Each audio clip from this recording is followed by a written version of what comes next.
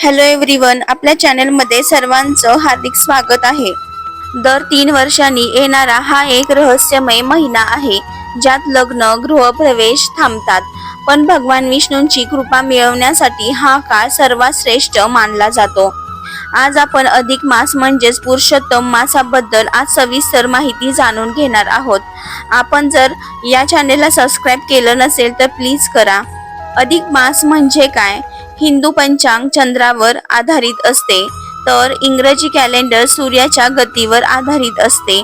चांद्र वर्ष साधारणपणे 354 दिवस असतात। सौर वर्ष साधारण 365 दिवस असते। दरवर्षी सुमारे 11 दिवसांचा फरक पडतो। हा फरक पकडून काढण्यासाठी साधारण 2 वर्ष 8 महिन्यांनी एक अतिरिक्त महिना जोडला जातो, त्यालाच अधिक मास म्हणतात। पुरुषोत्तम मास असे नाव कसे पडले? पूर्वी या महिन्याला मलमास म्हटले जायचे। कोणतेही शुभ कार्य या महिन्यात होत नसल्याने हा महिना दुःखी झाला।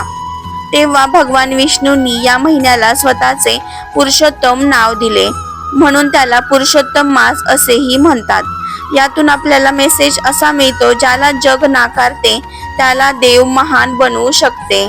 अधिक मासात काय करावे?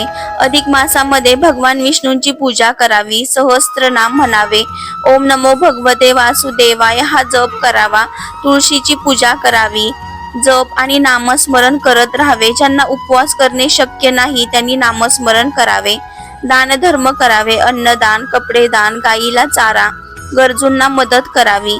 धार्मिक ग्रंथ वाचावेत, भगवद्गीता, रामायण, सत्संग आणि भजन यांना खूप महत्त्व आहे। अधिक मासात काय टाळावे? तर परंपरेनुसार या काळात लग्न, गृहप्रवेश, मुंज, नवीन व्यवसाय उद्घाटन, मोठे शुभ कार्य टाळले जातात। 33 आकड्यांचे काय रहस्य आहे? अधिक मासात 33 या अंकाला विशेष महत्त्व आहे। काही ठिकाणी 33 दिवे, 33 अनारसे, 33 वस्तू दान केल्या जातात। आईची ओटी भरली जाते। अधिक मासात विवाहित मुलगी आईची ओटी भरते, यामागे कृतज्ञता, प्रेम, आईचा आशीर्वाद अशी भावना असते। अधिक मासामध्ये जास्तीत जास्त गंगा स्नान, मंदिर दर्शन, अन्नदान, व्रत, उपवास, हनुमान पूजा याला विशेष महत्त्व आहे। अधिक मास म्हणजे फक्त एक अतिरिक्त महिना नाही, तर स्वतःला बदलण्याची संधी आहे। देवाजवळ जाण्याची वेळ आहे। वाईट सवयी सोडून चांगले जीवन सुरू करण्याचा काळ आहे। आता आपण जाणून घेऊया अधिक मासात करावयाची व्रते। या महिन्यात दिवसातून एक वेळच जेवण करावे आणि जेवताना उठू नये। रोज सकाळी आणि संध्याकाळी देवाजवळ तुपाचा दिवा लावावा। हा महिना त्यागाचा महिना मानला जातो, म्हणून त्यागाला खूप महत्त्व आहे। या महिन्यात रोज विष्णू सहस्त्रनाम वाचावे किंवा ऐकावे। या महिन्यात कोणत्याही एका आवडत्या पदार्थाचा त्याग करावा, उदाहरणार्थ एखादे फळ किंवा चहा। या महिन्यात मुलगी आणि जावयाला लक्ष्मीनारायणाचा जोडा मानतात, म्हणून जावयाला तुपात तळलेले 13 अनारसे आणि तुपाचा दिवा दान करतात। अधिक महिन्यात मुलीला जोडवी दिली जातात। जोडवी हे सौभाग्याचं प्रतीक आहे। अधिक मास हा पुण्याचा महिना असल्यामुळे अशा दान वस्तू भेट दिल्या जातात। अधिक मासात मुलीला जोडवी देणे ही एक प्रथा आहे।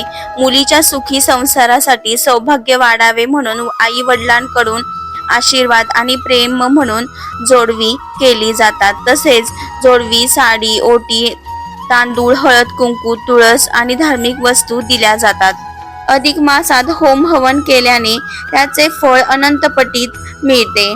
महिनाभर अखंड तुपाचा दिवा लावल्याने लक्ष्मी प्राप्त होते। या महिन्यात पुरणाचे दिंडे म्हणजेच धोंडे करून नातेवाईकांना भोजन देतात। या दिंड्यांना धोंडे असे देखील म्हणतात, म्हणून या महिन्याला धोंड्याचा महिना म्हणतात। अधिक महिन्यात पोथी वाचन, सत्संग किंवा अधिक महिन्यांची पोथी शुद्ध सात्विक मनाने रोज एक अध्याय नित्य नियमाने वाचून पठण करावा। महिनाभर वाचून शेवटी उद्यापन करावे। उद्यापन करण्यासाठी देवाला पुरणाचा नैवेद्य दाखवून ब्राह्मणाला भोजन आणि दान दक्षिणा द्यावी। गरजूला दक्षिणेसह क्षिधा द्यावी। अधिक मासामध्ये जर तुम्ही कोणतेही व्रत करू शकणार नसाल तर दररोज जेवण करताना अधिक मासामध्ये आपण मौन पाळू शकतो.